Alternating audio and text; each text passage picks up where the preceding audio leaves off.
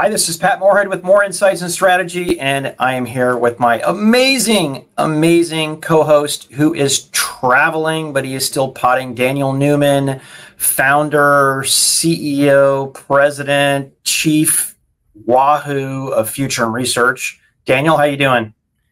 I'm good, buddy. I'm in the home of Tom Brady. I'm in the home of the could-be Stanley Cup champion Tampa Bay Lightning. I am in Florida. Down here for, something not really vacation, but not really work. And by the way, for everybody out there that is listening, the only work I'm doing today is this pod because we love our community so much that there's tech stuff to talk about. We're going to talk about it even as we head into the 4th of July. I know. I have a feeling that as we move into normalcy here with work, our backgrounds are going to be pretty much like your background. So sometimes you got to do it at the hotel, man. These drapes, these are a stellar background. Yeah, it's been really a luxury to be home, to be able to do so much of this stuff in our office where our setups are perfect and primed, and you got 8 monitors. And this morning as I'm setting this thing up, I'm thinking, oh, crud, I can't even look at my notes. I'm going to have to actually know what I'm talking about. Kidding. But, normally nowadays we get to have, you get your notes, you get to have everything in front of you, and we don't. Yeah. So, I mean, this is like, hey, we're going to test our will and our knowledge here. But big week. I mean, for a week that wasn't really typically a big week with the 4th of July, there's a lot going on. And by the way, MWC went on this week, kind of, sort of. Yes, it is. There was a lot of activity out there. But you know what? Let's dive right in to the first topic, Daniel. And just as a reminder, this show is for informational and educational purposes only. We are going to talk about public companies because, there's a lot of capitalization wrapped up in them and people want to hear about those. But don't take anything that we say for investment advice. As Daniel said, we've got a big show. We've got Microsoft, Google, Intel, Qualcomm, Marvell, Lattice, and Poly that we're going to be talking about. So, Daniel, let's jump right in with the first topic. You may or may not have known this, but Google and Microsoft had a legal truce for 6 years, essentially I won't sue you and you won't sue me, and that recently ended. Yeah, this is a big topic, Pat. It was one that I think caught a lot of people by surprise when the announcement came out that a truce had ended, because frankly, there hasn't been a lot of talk about the fact that this truce existed. Now, this initially took place early in the tenures of both Sundar Pichai, CEO of Google, and Satya Nadella, CEO of Microsoft. Over the last several years, both companies have seen a lot of growth, a lot of momentum. But here's what everyone needs to know. You can read the news. And by the way, 6.5, we try to give a little news, a lot of analysis. The analysis on this one is big. We're coming off of a week where 5 new antitrust bills were introduced into the House. We're looking at platforms. We're looking at breaking up the way companies favor their own products. And we're looking at essentially Google, Amazon, Apple, and Facebook under the knife. And to some extent, Microsoft sort of sitting on the outside looking in. But Microsoft is no stranger to massive regulatory battles. Around the turn of the millennium, the company spent a number of years under intense scrutiny, which forced it to completely rethink its business model and to be prepared for moments like this. Long and short, early on in this particular this particular engagement, that legal agreement between the two companies, they decided to focus more on positivity. Now, this comes out after Microsoft had their Scroogled campaigns and lobbying going on. And in short, Pat, here's kind of what I think people should really think about.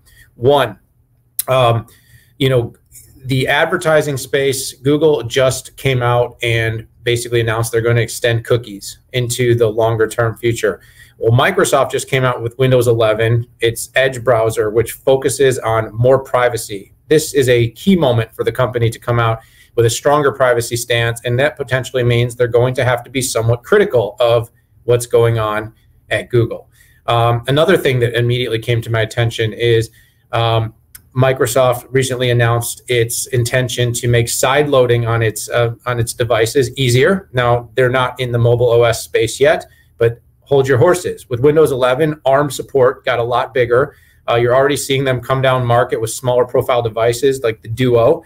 And with all this ARM support on Windows and the fact that platforms are being challenged in this new antitrust era, is Microsoft potentially primed to come into this space and challenge in the mobile OS space again? We've seen it come, we've seen it go. It hasn't worked yet, but that wasn't really under a Satya Nadella-led Microsoft, which has a ton of momentum.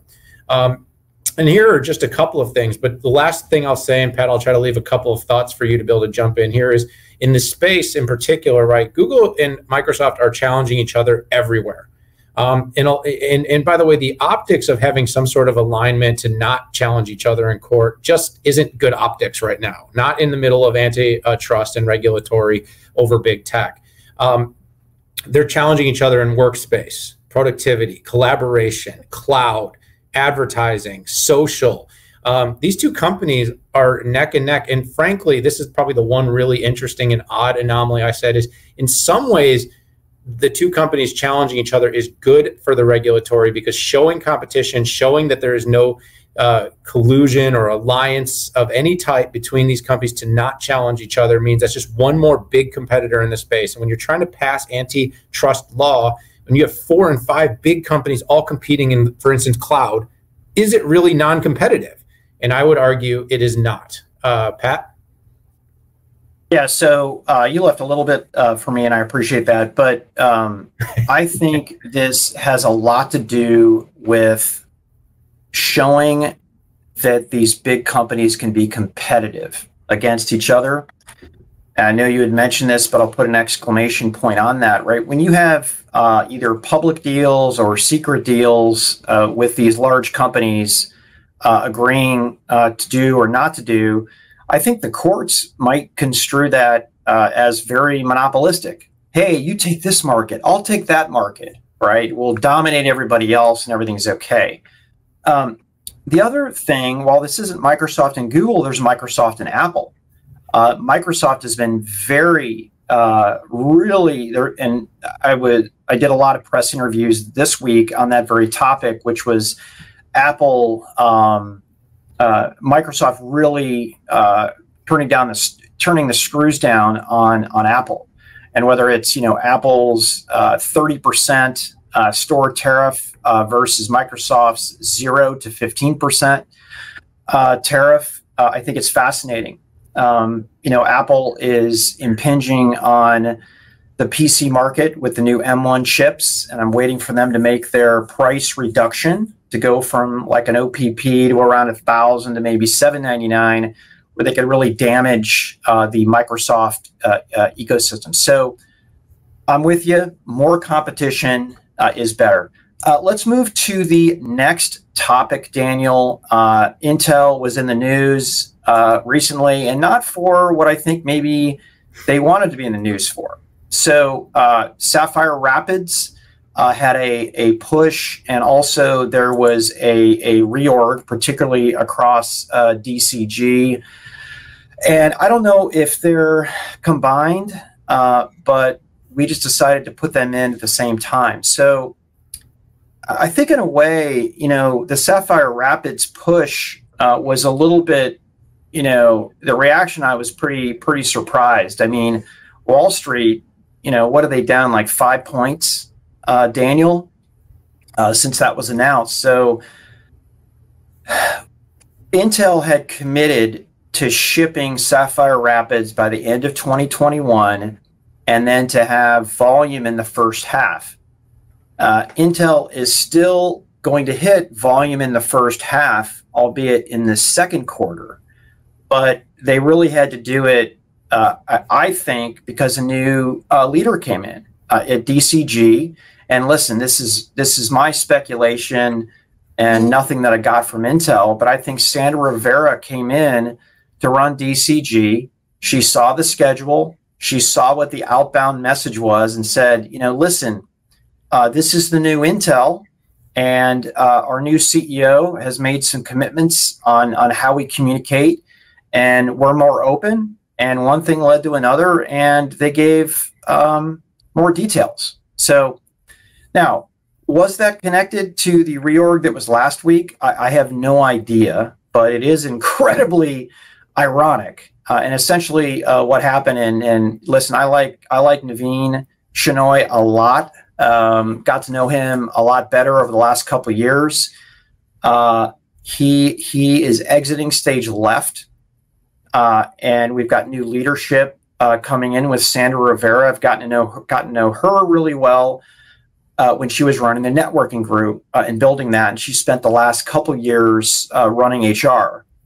Additionally, networking and IoT were pulled together, which to me there's absolute synergy there, and those are really the highlights. And on the reorg, listen,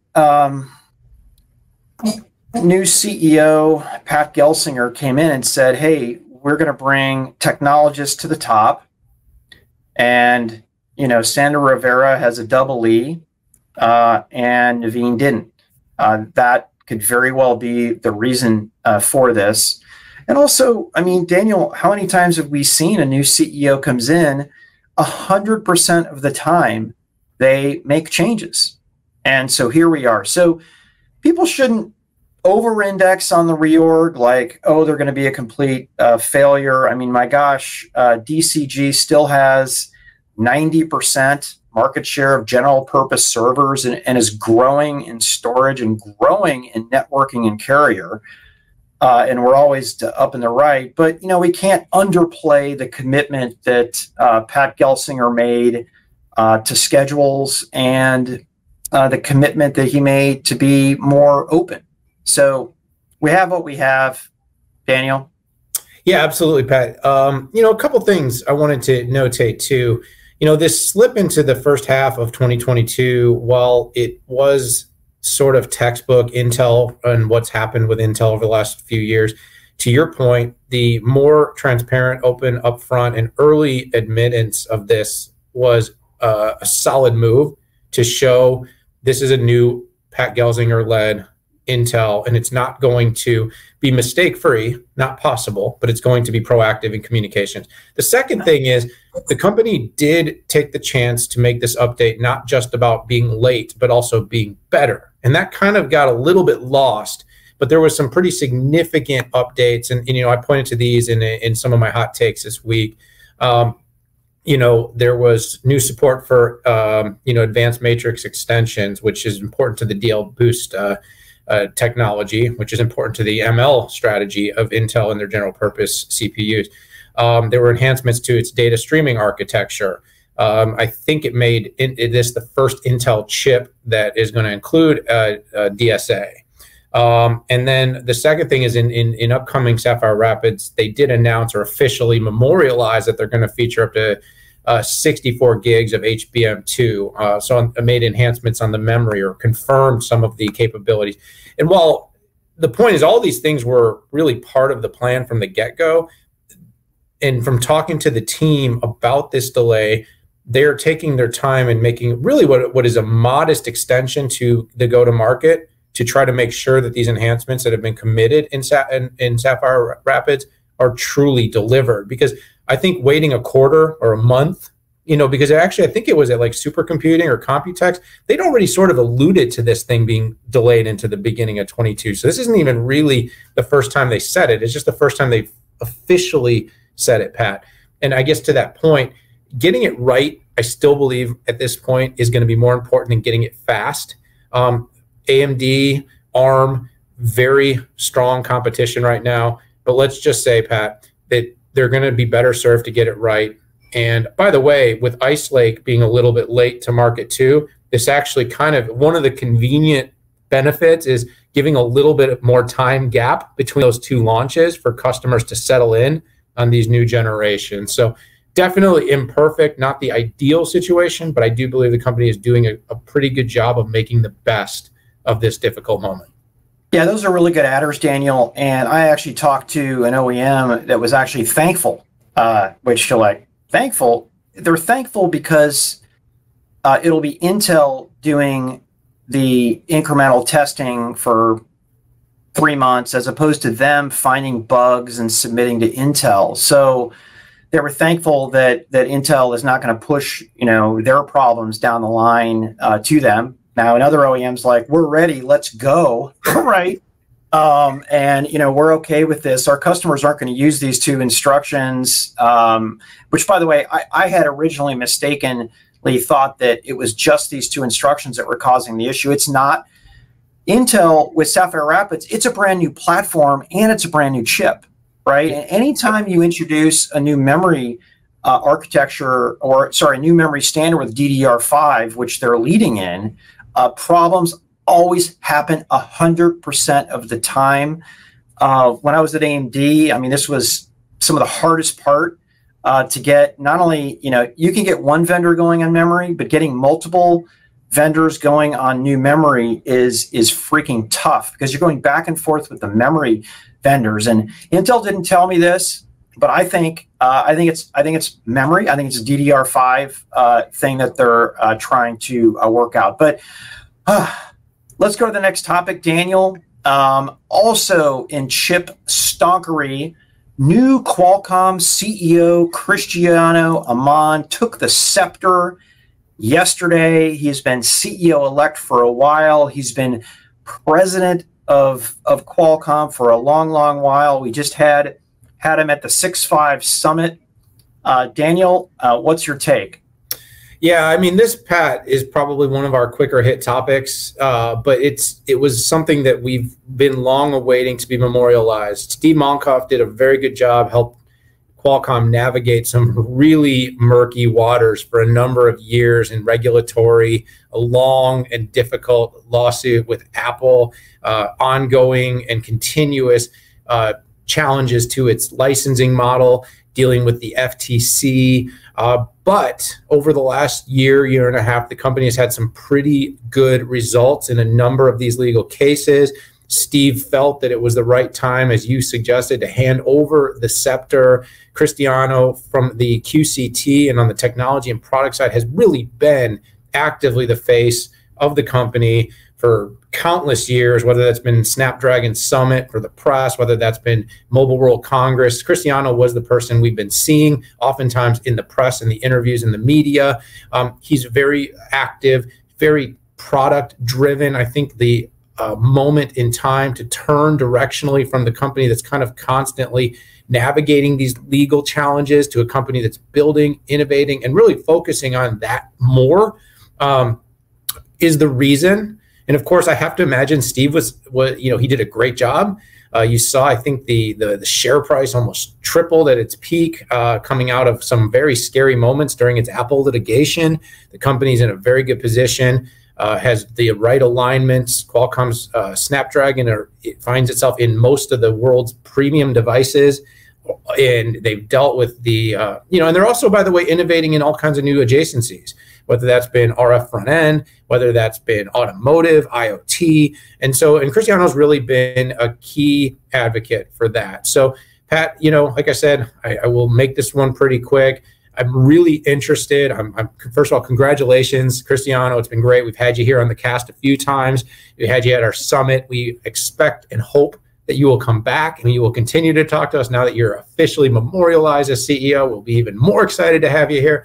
But I'm interested in seeing the direction of the company. I'm interested in seeing what sort of different feel the company gives off in the press and the media with its upcoming announcements. But I expect a successful tenure from someone who's been very well primed to take this role. Yeah, a couple things to keep in mind, I think, here are that Cristiano was part of the go-forward strategy and the expansion. So I'm not expecting like these, I'm the new CEO and we're going to get into making water bottles, right? Or something dramatically different, right? Cristiano was the guy on stage talking about the expansion into automotive, talking O-RAN and the edge, AI inference at the data center and at the edge. And a lot of the RF portions of the business, where Qualcomm is now the #1 smartphone RF vendor, which is like, oh my gosh, that happened quickly. Not to mention, their $1 billion a quarter IoT business. That, it's funny when you look at companies like Synaptics and some pure plays in there, larger than many of those companies. So I'm looking forward to it. You know, he does have an absolutely different style, and I'm always fascinated to see how companies react to it. Right? I think there will be some people who will leave that don't like that style, and it will attract other people that absolutely love that style. Cristiano, I think of something that would characterize him after getting to know him so well. It's like he's a pirate, right? I mean, he is literally at the helm. I love the word you use because he is literally on the pirate ship, and I am super excited to see some of the incremental moves that he's going to make. He's super passionate about the PC space as well. And you know what? We need more competition in the PC space, right? AMD plus Intel is 99.9% market share. and we need some changes there because most healthy markets have 3 people in there. So anyways, great comments. Let's go to the next topic, Daniel. Lattice introduced new FPGAs for the edge. Lattice is the #1 unit market share leader for FPGAs. And as we know, heterogeneous computing is getting super sexy. It's just not all about CPUs anymore. And we are moving to CPUs, GPUs, FPGAs, and ASICs. But let's dive in here.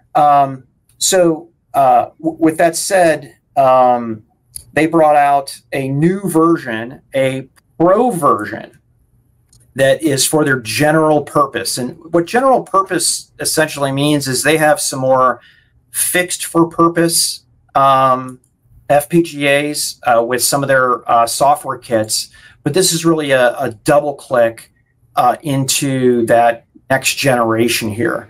And what I especially appreciated about this was drilling into and Jim and Esam providing a lot more detail on the competition. And essentially what they showed is that versus the Xilinx Arctic 7 and the Intel Cyclone V5GT, the NX Pro, or the Pro-NX, was 2x more bandwidth, 4x lower power on 5 gig networking, and then up to 4x lower power on 10 gigabit networking. And which you never see is we actually had a demo of the power savings at all. And then finally, to adding more insult to injury, Lattice showed that the CertusPro-NX, basically a fact, which was at 65% more memory, which improves capability, programmability, and less reason to go to real memory. So I know that's a mouthful, but I think net Lattice is doing what it can to exemplify their ownership of the lowest power segment. And I think it's bodes well. And although this isn't their mid-range product that we're all looking forward to, I think that this is a good sign. Yeah, I think I can just touch quickly here. The leadership of this company is very focused, very disciplined, understands its market, understands how to grow, isn't trying to get over its skis, and it's going to be rewarded for that as the demand for silicon continues. It is, whether it's the sidecar to these bigger general purpose CPUs that we spend a lot of time talking about, or some of these customized, these programmable assets that are required in spaces like automotive and 5G, data center, that first chip that gets hit when you boot up that server, Lattice may just be there. And so I'm looking at the way this company continues to develop. It's targeting a $6 billion TAM. It's not chasing the $300 billion. And the market needs companies like this, disciplined, focused, executing. That's what it's showing. That's just another piece of the puzzle that's being solved by this launch. So congratulations. And yeah, let's just keep rolling forward here. Yeah, final thing I liked about this, I'll add on, Esam got up and showed customers. And very rarely do you get any insight into some of these chip companies' customers. But some of the ones that impressed me the most, because I didn't know they were customers, were Amazon, Facebook, Google, and Microsoft and Samsung. Like, that's pretty much a who's who of that. And they showed 20 other customers on there. But appreciate all the information there. Let's move to the next topic. So Marvell launched a new DPU based on Octeon 10 and threw a little 5-nanometer action in there. A little, Pat. I mean, come on. That is the news. I mean, you know, the company basically invented the DPU. You know, there might be some argument here. Wasn't necessarily the fastest to get the marketing nomenclature correctly, but in terms of doing it, Matt Murphy, another great part of our 6.5 Summit this year, CEO there, has turned this company around. We've talked about that here. In fact, watch the session. We really talk about it there. But the DPU space, and essentially for those not totally familiar, it's, you know, it's about building silicon to offload certain work that the general purpose CPUs have been doing that isn't most efficient for them to do. So you're offloading things like networking and storage. And Marvell has been really leading in this space. So the Octeon 10, you know, is basically all about accelerating, helping process the whole spectrum, security, networking, storage workloads. And really the company's focus here is 5G, cloud, carrier, and the data center, which are big booming businesses, you know, and the ability to shift off, you know, these workloads more efficiently. So Pat, as you said, 5-nanometer here, well, listen, this is huge. You know, the goal of this next, of the Octeon 10 is 3 times performance, 50% lower power consumption, and it's taking advantage of the ARM Neoverse N2 5-nanometer process. And Pat, I believe it's the first DPU to do this. You know, it's got, you know, hardware acceleration. It's got integrated terabit switch, vector packet processing accelerators. So, I mean, this thing is essentially loaded to the gills with features and function. And as I see it, and I'll say it, Pat, the thing that gets me excited is Marvell continues to push the envelope here. They're pushing the envelope. They're challenging, you know, I'll give Jensen Huang, another guest of our event, by the way. Everybody came to the summit, Pat. You know, a lot of credit for nailing the architecture of the DPU, but I want to also give Marvell a lot of credit for actually building these products, getting them into market, and being side by side with these big silicon makers, these cloud providers, 5G, automotive, building what is necessary to make our CPUs more efficient, and just understanding exactly, another company that, by the way, understands exactly where they belong, is building out products and services to win there. And that's why I was so excited. I was so excited, in fact, Pat, that I actually gave Marvell a quote in their press release this week about the Octeon 10 launch, because, and I don't just give those away. You know, I've got to be really excited, and I really think the company is nailing it in this DPU space. Yeah, all good analysis, Daniel. And I guess the only thing I'll add is that just kind of to reinforce the architecture of the data center is disaggregating, right? There was a day that server storage, networking, and security was all kind of packed into one place.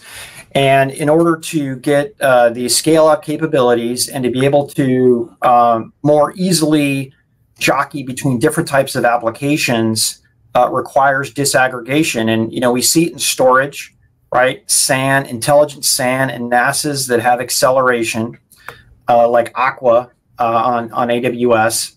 The other part is networking, and you're 100% accurate that Marvell created the DPU as an appliance, and then I think AWS perfected it. But if you're not AWS and haven't spent 10 years and acquired a company like Annapurna to do increasing offloads, who are you going to turn to?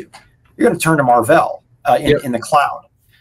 If the enterprise, not to be confused with NVIDIA, who's really going after the enterprise GPU market, but they continue to move forward. One of the things, like you said, that didn't get enough credit was this is using TSMC's 5-nanometer process, and also ARM's latest server chip. which you could run general purpose on that from a spec standpoint.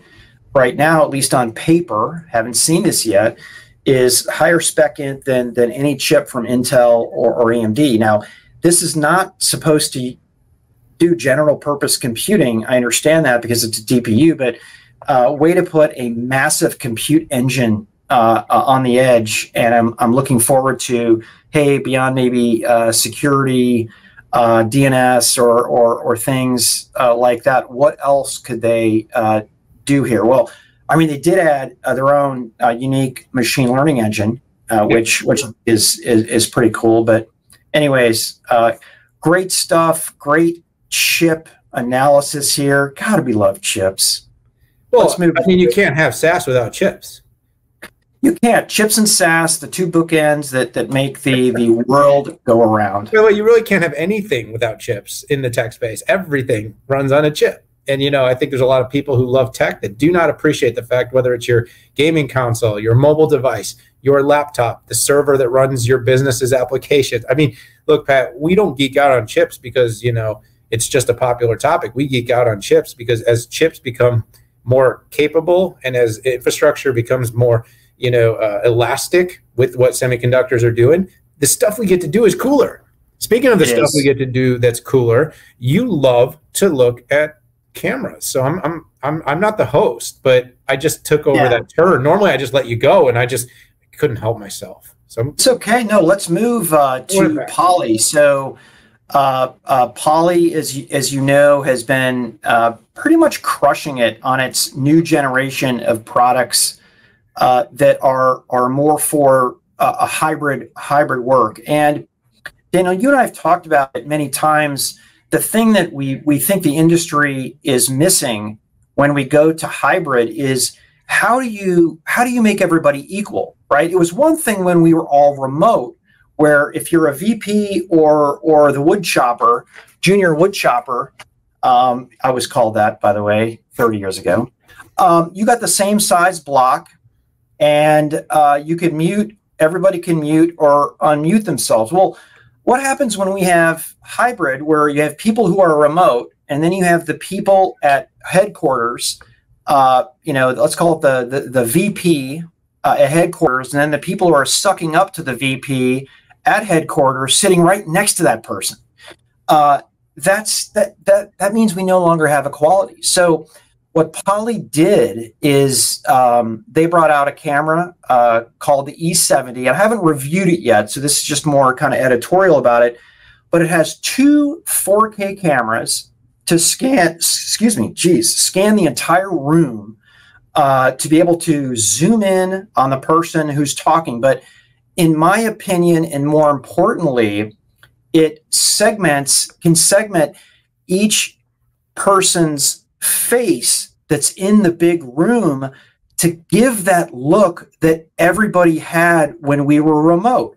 And that, to me, truly is a breakthrough, and is going to help to have a softer landing for people when they get back into the office. And the other thing that's crazy, too, is this thing is only as wide as a 13-inch notebook. So it's about 12.6 inches wide. So it's not this massive hulking beast out there. So I haven't tried one yet, but hats off to Poly for bringing out what I consider the next generation of hybrid work collaboration devices. Yeah, Pat, look, we have a completely different future of work. We have almost the entire industry of tech and a number of different industries that are all trying to find the balance after a year to a year and a half of people in knowledge positions working remotely, and the technology that's going to enable high quality interactions when you have at least that one person. I think there was a stat like almost 90% of meetings is going to have one person at least that will not be in the room. And let's face it, it's going to be a lot more than that. And so, you know, it used to be enough just to have a laptop. And there are great companies, whether that's Dell and HP, you know, building really specific laptops to address these meetings. But when you want a little bit more, when you want a little more quality, when you want a little bit better voice, when you're trying to do a podcast or a broadcast, or you really want to make sure your meetings have optimum video, optimum immersion, Poly is really one of the companies that I've been very fond of for what they're trying to build. And what I like most, by the way, is that they understand the need to be agnostic as it comes to which platform. Zoom, Microsoft, Cisco, 8x8, Ring Central. I don't know. Did I miss anybody? But the point is whatever you're using, that hardware will be compatible and it will be easier to use. And Pat, you and I do dozens of pods and recordings and webcasts and webinars on the weekly. And we also do 3-4 times that in terms of video briefings. Quality matters. Quality matters. You know, and I'll just leave it on this thought. You know, for a long time, people never really appreciated audio, for instance. But when you go to a movie theater, you think it's the size of the screen. It's never been about the size of the screen. It was always about the amazing, immersive THX, Dolby surround with the screen. And the point is anybody that's put a huge 70, 80, 100-inch plasma in their family room and doesn't have a great sound system understands why that is the case. Not to, you know, take a consumer moment and make it an enterprise moment, Pat, but these peripherals matter. And in the future of work with hybrid and remote, better tech means a better experience. Yeah, by the way, great adders in there. And by the way, just for the sake of balance, one thing I'm not too certain about is its ability to do long-range audio. That's the one thing that I'll be looking into. I'm pretty certain they're going to nail you know, the segmentation of the audience in the room, because they've been working on these algorithms for years. But when you get a room up to, and let me make sure I get this right, when you get a room up to 28 feet out there, I mean, that acoustic fencing that goes into that and doing it for multiple people is going to be really hard. And I never saw any, you know, external microphones that might be helping with. But again, super exciting. By the way, check it out. It looks so freaking cool. If nothing else, check it out. But Daniel, we are at time here, buddy. Man, Daniel, do you want to make an announcement of where you will be living just soon again? I feel like I announced this already. I feel like I announced it. We'll give. I mean, we're 2 weeks away from Splashdown. Yeah, well, you know, the Newman family will be departing from Naperville, Illinois, in just over 2 weeks to head to warm, sunny pastures of the Silicon Hills of Austin, Texas. Excited to establish some new roots down in Texas, and appreciate everybody that's going to you know, be supportive as I migrate my equipment. But I will not stop podding. But you might see a different background. You might see a different background than this terrible, ugly background that we have here. But yeah, excited for all the support. Excited to have this move behind us. Moving is never easy, but it will be great to be there in Austin, Pat. It'll be great to be in the same city as you. And, you know, I think this is where the future of tech is going to live. I know. And some people in California may not agree, but I think we can have that debate. I don't know. We've got, you know, Elon Musk moved here, 5 or 6 VC leaders. You know, I can't wait till you get here. We're going to have so much fun. I'm going to probably get in trouble with Paula, but that's okay. Yeah, as long as you keep me out of trouble, we'll do great. So everybody, I just want to thank you for tuning in for another episode. If you liked what you heard, press that subscribe button. If you don't like what you heard, hit up Daniel on Twitter at Daniel Newman UV and complain to him. Now, seriously, folks, we love every one of you that tunes in, and I'm always shocked at how many people watch our episodes and hang in there. And with that, have a great July 4th if you're in the United States. And if you're in the UK, I'm sorry, you don't have to celebrate that at all. You can make fun of us. They get days that we don't. We get days that they do. Man, let's let these people go. Let's let me go. I got to get out of here, buddy. But it was a great show. All right. Great seeing you. Everybody, great seeing everybody. Have a great weekend.